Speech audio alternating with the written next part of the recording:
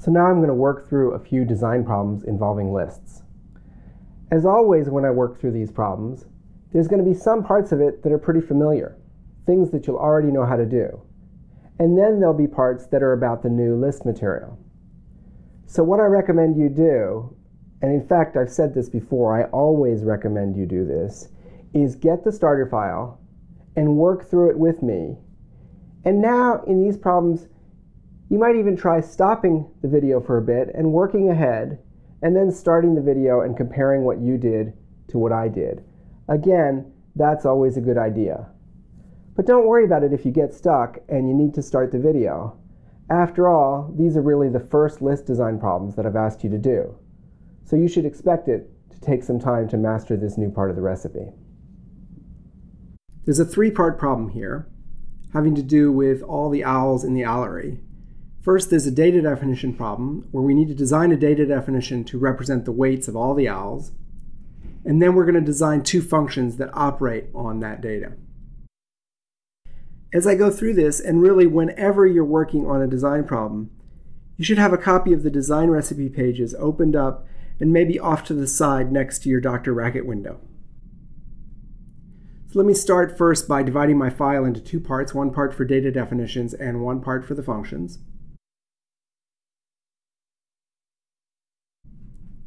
And now let's get to the data definition. Let's see, we're going to represent the weight of all the owls in the owlery. We don't know how many owls there's going to be. So we need arbitrary sized data, so we need a well-formed self-referential data definition. Here we go. List of number is one of either empty, because that's the base case, or cons number on list of number. That's the self-reference case there. For the interpretation, we'll say that each number in the list is an owl weight, and with numbers it's always good to say the units, so we'll say that it's an owl weight in ounces. And let's see, we'll have a couple of examples. In one example, we always put the base case example first in the data examples. So we'll say ln 1 is empty, and ln 2, I don't know, let's make it too long, and one owl will weigh 60 ounces and the other owl will weigh 42 ounces.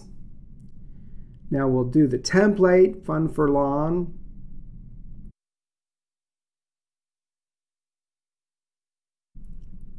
Let's see, the first rule is one of, because there's two cases, so that gets us a cond with two cases. The second rule is atomic distinct for empty, so that gets us the empty question mark predicate and ... in the answer. Next we've got compound, because a cons is a compound. It's a cons of a number, which is each element of the list is a number, and list of number, which is the self-reference. So in the template, we take apart the cons.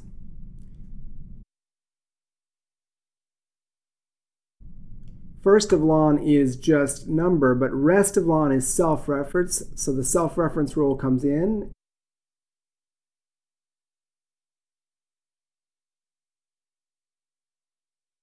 And we wrap rest of ln into a natural recursion, a call to the very same template function. We run it, there's no error, so it's well formed. We comment out the template, there we go, we've got the complete data definition. And again, because there's arbitrary sized information, we need arbitrary sized data, so there's a well-formed self-referential type comment and a natural recursion in the template. Now let's go design the functions. Let's see, the first function is going to consume the weights of some owls and produce the total weight of all those owls. So let's see, it's going to consume list of number, because that's the type that we're using to represent the weights of an arbitrary number of owls. And it's going to produce, well, the weight of a number of owls is the sum of a bunch of numbers, so that's number. Produce total weight of owls in consumed list. So we take a bunch of owls, we produce the total weight. The stub is defined, let's call this function sum ln, and the stub will just produce 0. Call that the stub. Now let's do some examples. There's a rule that for functions operating on arbitrary sized data, the base case example should be first. So let's do that. Check expect. Sum of empty. Well, the sum of the weights in an empty list of weights is 0. Let's do another example. We'll do an example with just a single owl in it. So let's say the sum of maybe a list of owls that has a 160-ounce owl in it is what? Well, that's 60. And this might be a good place to be a little bit more elaborate about it. The reason it's 60 is because it's 60 plus the sum of all the owls in the rest of the list, which in this case is empty. So it's really 60 because it's 60 plus 0. Let's do one more.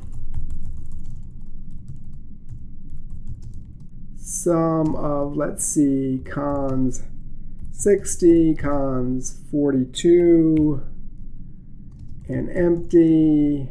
Well, what's that going to be? Well, it's 60 plus the sum of the rest, which is 42, plus the sum of its rest, which is 0.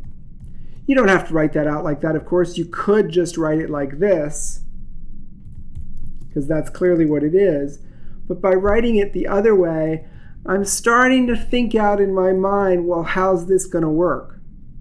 I'm always going to add the first weight to the total of all the other weights. Let me run those examples. They're well formed.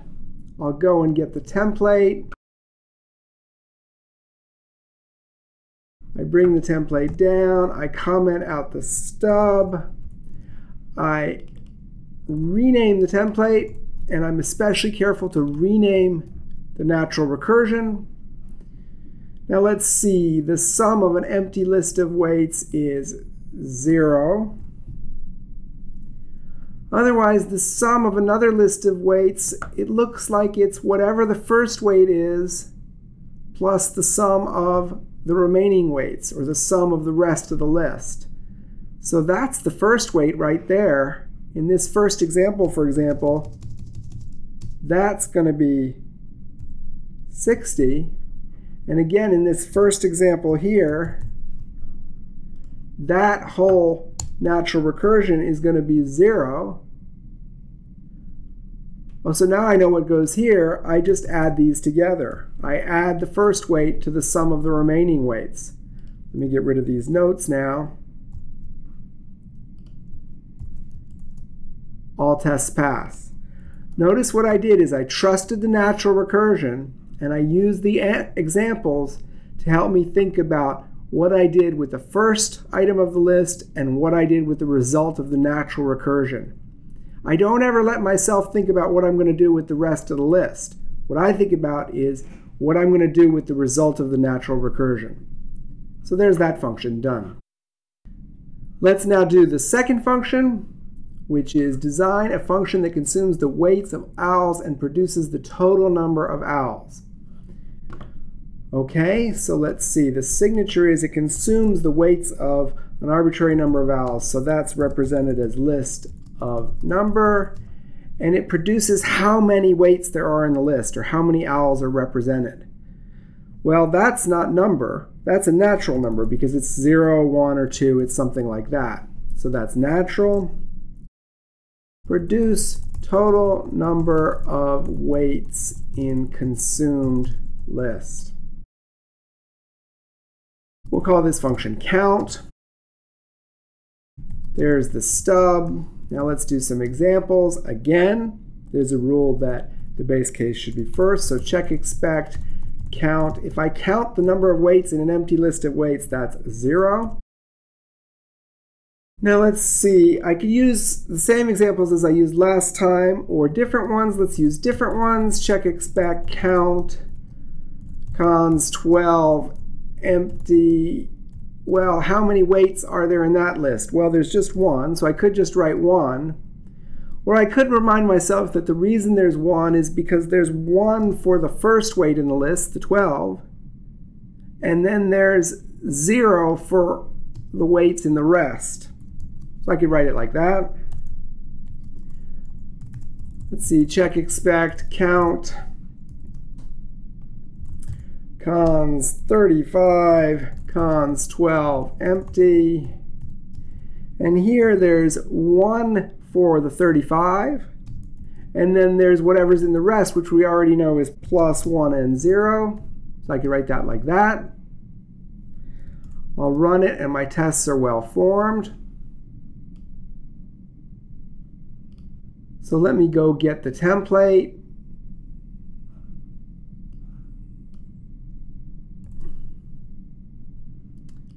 I'll copy the template down. Let me give myself a little more room to work here. I'll copy the template down. I'll comment out the stub. And then I'll rename the template and the natural recursion. Now let's see. If I'm trying to count how many weights there are in an empty list of weights, well, that test and just intuition tells me that that's 0. And now I'm trying to count the weights in a list that actually has elements in it. Well, the first weight, I don't really care what the first weight is. I just am counting the fact that there is a weight. So that's going to be replaced by just 1. That's what this is telling me here. In sum, we use the actual weight. So that stayed as first of ln. But in count, we're not using the actual weight. We're just using the existence of the weight. So we're going to put a 1 there. And now I'm going to deliberately make a mistake because I want to show you something about the two long lists rule. The mistake I'm going to make here is just make this be plus 1, and then I'll look at this and incorrectly decide to throw away the natural recursion and just put 0. And now I'll run it. And when I run it, this test is passing. It's only the test that's too long that's failing. And that's why we have that rule about having a test for lists that are too long. Because if you make a mistake throwing out the natural recursion, then your 1 long tests will often run properly. So now let me go back and pretend I didn't make that mistake. I'll close this. I'll just back up a little bit to where I was about to make that mistake. Here I was. And now I say to myself, well, I add 1, 2, and now what do? I trust the natural recursion. The natural recursion will be the right answer for the rest of the list, so I'm just going to trust it. I add 1 to whatever it produces. I run, and all 6 tests pass.